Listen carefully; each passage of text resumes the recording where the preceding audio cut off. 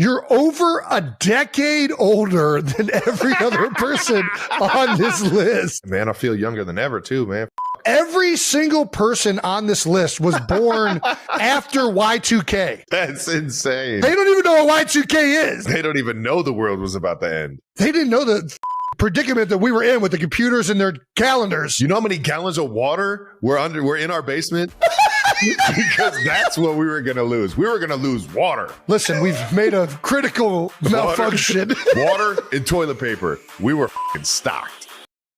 After the Kansas City Chiefs pulled off a hard-fought win against the Washington Commanders, Travis Kelce was right back in the podcast studio, sitting across from his brother Jason for another lively episode of New Heights. Instead of dissecting plays or breaking down strategies, the episode buzzed with something much more personal. The real headline was Travis's choice of gloves, a pair with a bold red number 13 stitched right onto them. That one subtle detail set off a wildfire among fans, both Chiefs devotees and Swifties, who immediately made the connection to Taylor Swift's famously lucky number. It wasn't just an ordinary fashion choice. It was a carefully considered nod, a public but gentle gesture, an unspoken message from Travis to Taylor, broadcast from the gridiron to millions.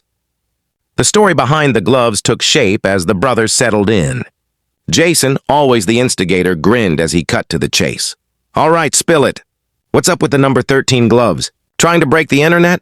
Travis, caught a little off guard but always quick with a joke, laughed and shrugged.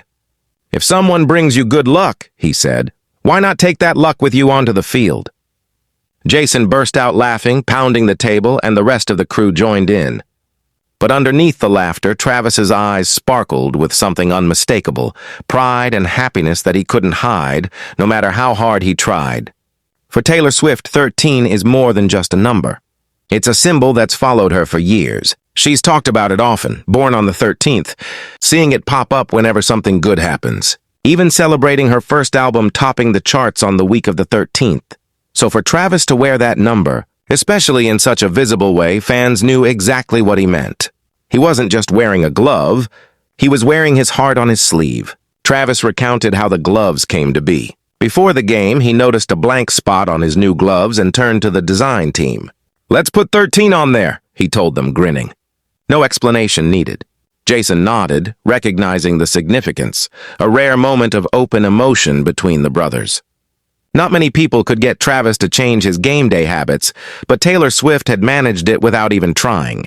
That day, Taylor was in the stands, dressed in Chiefs red, her smile brighter than the stadium lights.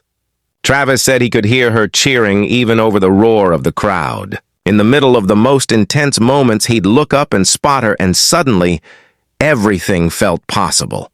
Jason, half-joking, teased, "So that's why you caught everything thrown your way?" Travis laughed, but admitted it. Having Taylor there made him want to play harder, to be better. The studio filled with laughter, but there was a warmth to it. A sense that behind every touchdown and highlight reel moment, love was the real secret weapon. Sports analysts started noticing too. Since Taylor's appearances at games and her growing presence in Travis's life, his on-field performance had reached new heights. Commentators remarked that Travis played with the energy of a man who had something to fight for, something or someone that gave every catch and every run a deeper meaning. Against the Commanders, Travis scored twice, and each time, as he celebrated, the number 13 flashed for everyone to see, glowing in the Arrowhead Stadium lights. In New York, Taylor watched the podcast episode with friends. When someone asked about the gloves, she just laughed. "That's so Travis," she said.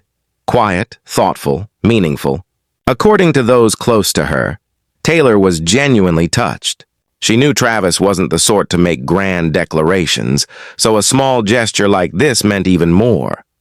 Their relationship, always under the microscope, still managed to feel private and sincere. On the podcast, Jason remarked in mock awe that the real surprise wasn't Taylor's superstardom, but how normal Travis and Taylor managed to be together. "We just want to live in the moment," Travis smiled. "When she's around, we cook, watch movies, just hang out. When I'm playing, she's my number one fan." What began as a tiny detail, a number on a glove, morphed into a shared symbol for the couple and their fans.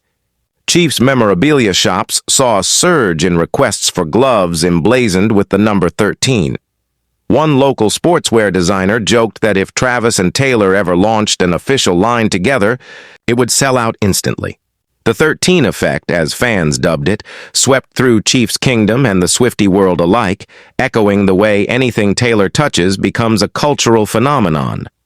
Jason, who started the episode with jokes, closed it on a heartfelt note. "I give you a hard time, but I've never seen you this happy. If Taylor's the reason, then she deserves a thank you from all of us." Travis, embarrassed but grinning, held up a hand as if to block the camera. "Come on, don't make me blush." The audience, both in the studio and online, erupted in applause. Subscribe to the channel for more behind-the-scenes stories like this one. As the podcast wrapped up, Travis thanked his teammates and fans, promising to keep wearing the lucky gloves as long as the wins kept coming. Jason shot back, "Make sure you thank your fiancé too." Travis laughed. "Oh, I already have, and I will again." The chat exploded with heart emojis, fans delighted by their banter and the authenticity of their bond. Since the number 13 appeared on Travis's glove, the Chiefs' luck seemed unstoppable. Game after game, the team played with renewed energy, and Travis found himself at the center of a modern love story that captivated the nation. For Taylor, seeing Travis thrive, not just as an athlete but as a man in love, was the greatest reward. Their story became about more than touchdowns and sold-out concerts.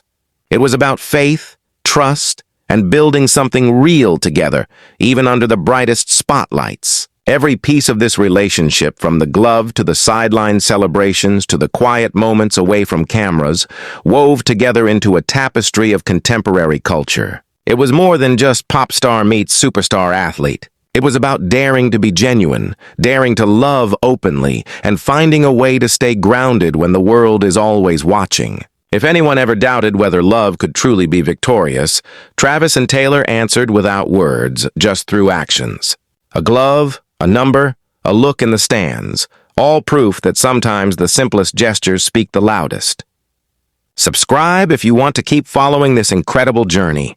Behind the laughter in the New Heights studio and the playful teases between brothers, there was something powerful happening. A shift, a new chapter.